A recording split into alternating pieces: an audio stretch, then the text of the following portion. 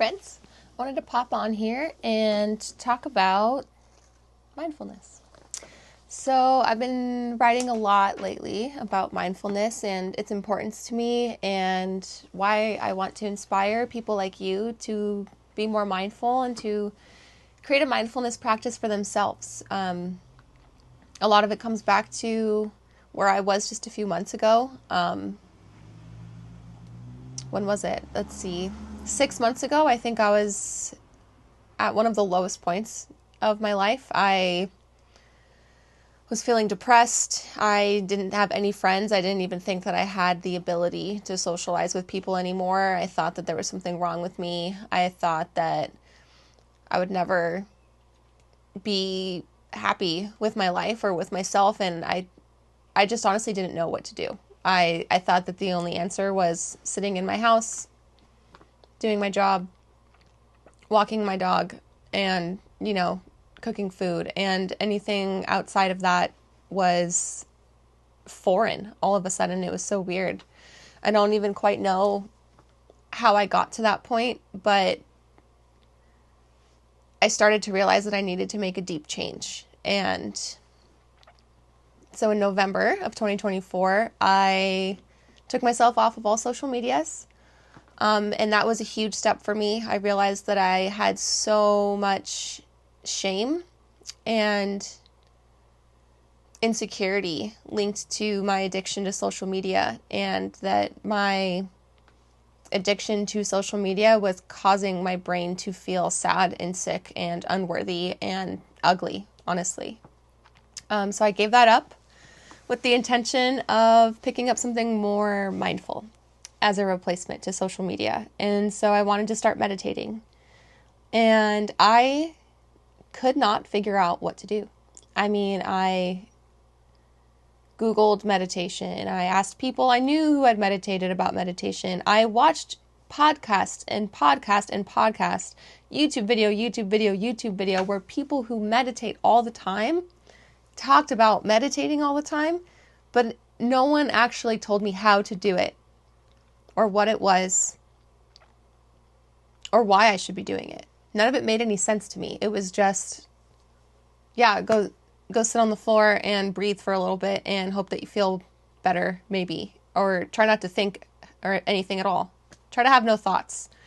And it doesn't really make any sense when you're not used to doing it. And it's so strange because that kind of is just what meditation is at like the most basic level. But in addition to that, it's so much more when you really start to feel it energetically and feel it at a spiritual level, and you can feel the universe giving your heart a hug.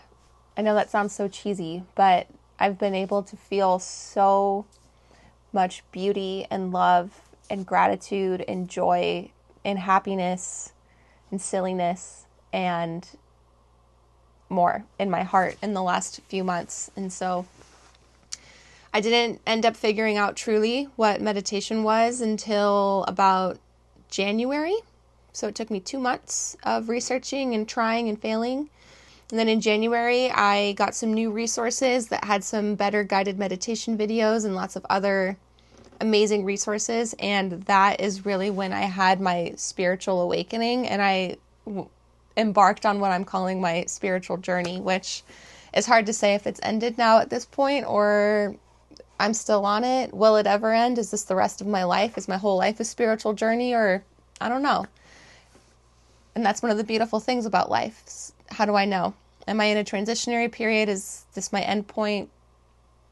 We know it's not the end point. It's always going to be changing, but it's just really beautiful to think about how in the span of 6 months, I went from being a shell of who I was, somebody who couldn't interact, who couldn't socialize, who cried all the time, who cried after social interactions because I felt so embarrassed and so stupid for the way that I acted, and just felt so lost and confused about who I was on the inside and who I wanted to be and how I wanted to talk to people. And adopting meditation and learning more about the universe and my place in it and the interconnectedness of all us beings, everything, has really allowed me to flourish and has allowed me to see that being yourself is all you can do.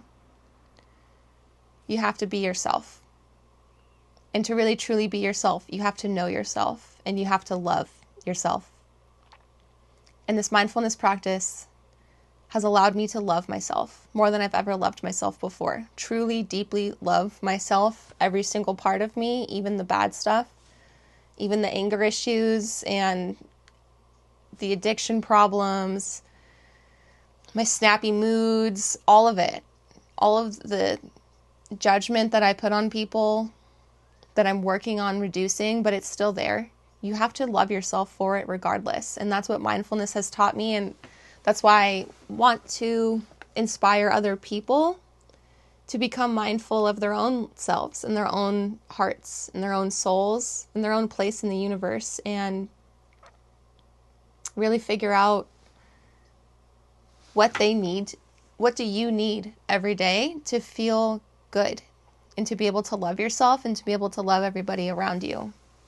So that's why I'm here on YouTube, and I just wanted to make another video real quick because I'm so excited to start creating content, and I'm so excited to talk about this stuff, and I will become more organized down the road, but I just had to get some stuff out. And so thank you for listening. Thank you for being here. I hope that something I've said in this video resonated with you.